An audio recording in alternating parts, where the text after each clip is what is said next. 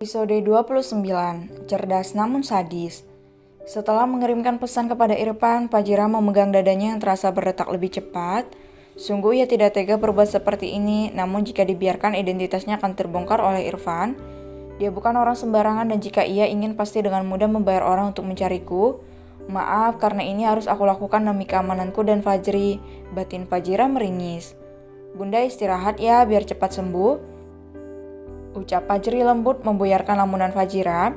Iya sayang, Aji mau ngapain nak? Aji mau nerusin kerja dulu bunda, nanti sore akan dijemput sama yang punya. Ucapnya tersenyum. Hati-hati kerjanya ya sayang. Fajira membelai lembut kepala Fajri.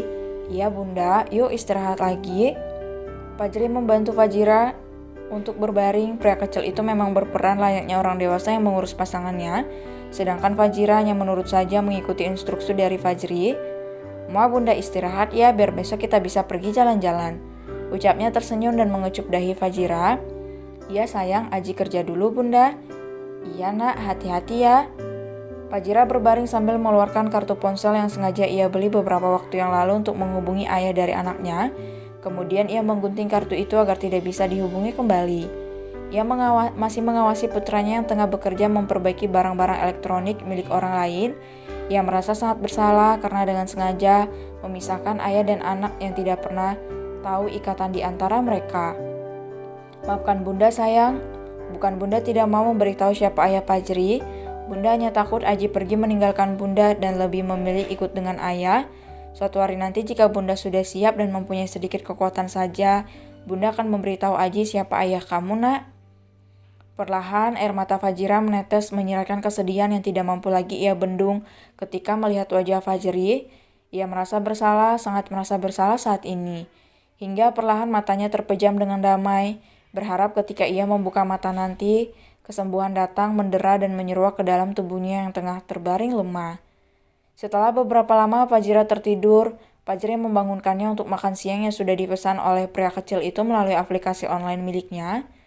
Bunda bangun yuk, ucapnya lembut sambil membelai kepala Fajira. Bundaku sayang, bangun yuk, udah siang.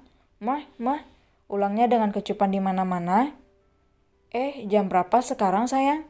Baru jam 11 bunda, tapi Aji udah lapar, kita makan yuk. Iya nak, sebentar ya. Iya bunda.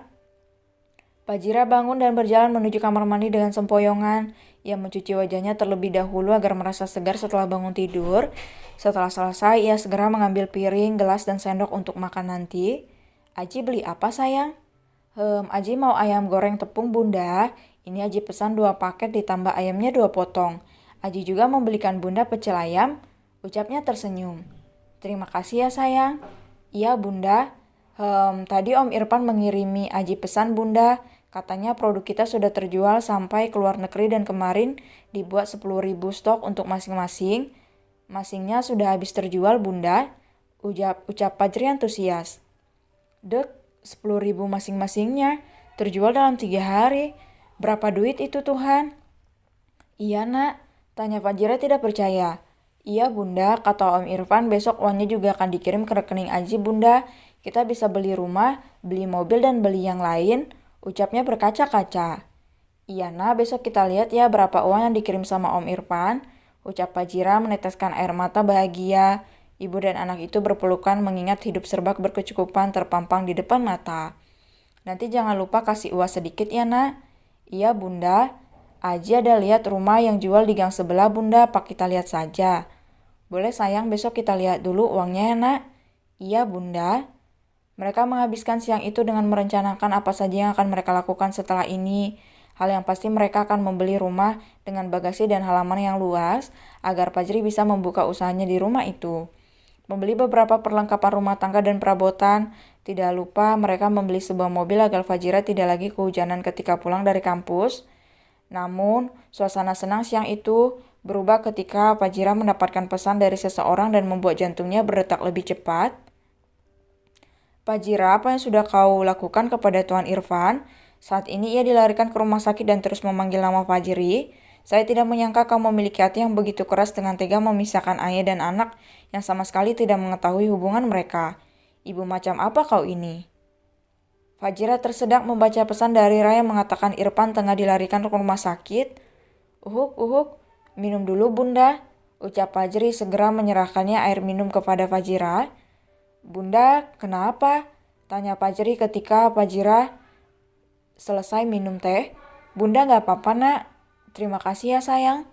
Sama-sama bunda, ucap Fajri tersenyum namun melirik ke arah ponsel Fajira. Ketika menyadari tatapan Fajri, ibu muda itu langsung menghapus pesan yang dikirim oleh Rai agar tidak dibaca oleh Fajri nantinya. Sakit apa dia? Tapi apa betul dia masuk rumah sakit? Bukankah dia baru saja mengirim Fajri pesan? Bunda kenapa? Dari siapa pesannya bunda? Gak apa-apa sayang. Gak penting juga, yuk lanjut lagi makannya. Ucap Fajira tersenyum. Iya bunda, Fajri juga ikut tersenyum.